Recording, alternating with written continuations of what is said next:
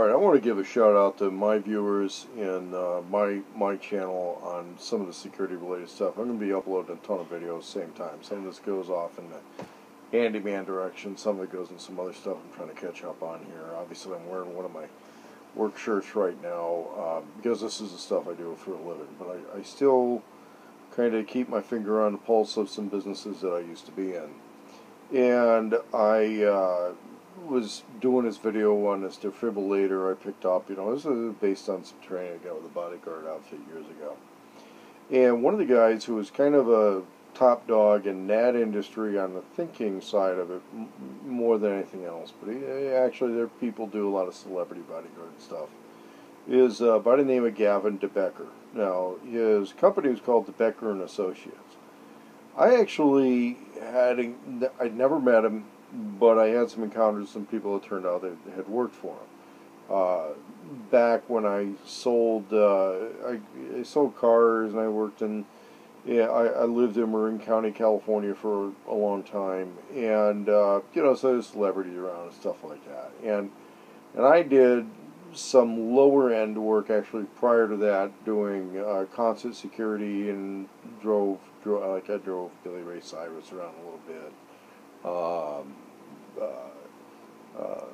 Eddie Money, a bunch of guys from Bad Company, that kind of thing. So, but it wasn't until years after that I went and actually got higher levels of formal training, and that was with an outfit that did a lot of State Department security stuff.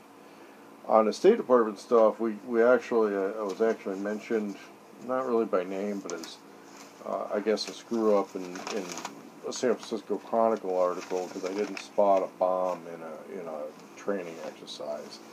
So they said, oh, there's this Army National Guard guy or whatever didn't see the bomb, or I don't know if they described me as National Guard or Marine. It went both ways. So they but that was specific to assassination prevention. That's what most of that particular school was about. Debecker had dealt with a lot of broader profile stuff where they do a lot of psychological profiling, where they would take profiles and stuff from like obsessive fans of celebrities, that sort of thing. And they kind of like try to predict, okay, who do we deal with or who not, that sort of a thing. There's different philosophies on that. And I'm not saying you should agree with everything this guy's ever had to say. He's generally a left-wing individual, but you probably should know what he has to say, because there's a lot of people who would follow that advice, and you could see that, and you'd be able to say, aha, okay, this comes from some training or some instruction or some education. And probably understand that, because you could make some real social mistakes in some of these things, like insisting to help somebody out, and they start showing signs of fear. They back off, go away. I did a video on how to deal with armed hostile people. For example, I work in people's homes. If I sense hostility, I'm probably going to be out the door. If I sense hostility and a refusal to pay, then I know I'm dealing with an asshole. Because the pros of training these people, there's a certain way to go. When I sense extortion, okay, they talk about precursors to violent acts. Committing extortion against somebody is a good way to suffer violence. That's one reason I don't do it. I don't do it. I'll walk away from getting paid for a job rather than get all hostile or something. At least not on the spot. I'm not going to get too confrontational about any of that stuff. And that's one of the reasons I keep that on a small scale. Now, if somebody destroys my business and is really after me and wants to impound my vehicle on the property, like I heard some of these outfits in Texas want to do to people, that they'll start a fight with somebody, kick them off the job site, impound their vehicle on the property, tell them they can't even get their stuff back.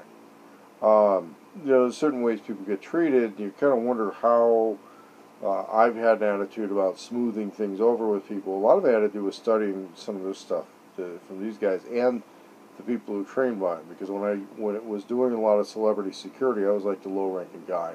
I hadn't been the formal training that I got later on was with a State Department course.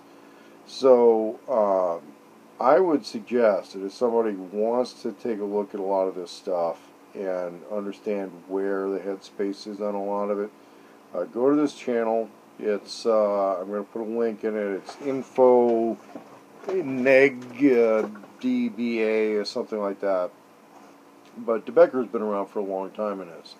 He looks a little younger than he is. Basically, he came on the scene pretty early in the I would say early 1990s, and was one of the top security people for the Hollywood crowd, and then because of that became somewhat known in some of the government crowd. But the information he has out there, it's one of those people that shouldn't be ignored. And when I look at the statistics on this guy's YouTube channel, he's got less than 1,000 subscribers in oh no, I'm sorry. He at the time I'm making this video, this guy's got under 300 subscribers, and started posting stuff in 2007, and he's under 300 subscribers. He's one of the most important people in the security industry these days, but a lot of us want to watch videos of these guys who've been to Iraq and weren't very successful at protecting clients. Debecker's actually been pretty successful in his career in protecting clients. So I'm not really giving a shout out to this guy. He's not a friend. Okay, I've never met him. Politically, I don't think we're on the same shit of music with a lot of stuff. But for the quality of information and education you're going to get from some of that, a lot of it, it's worth paying attention to.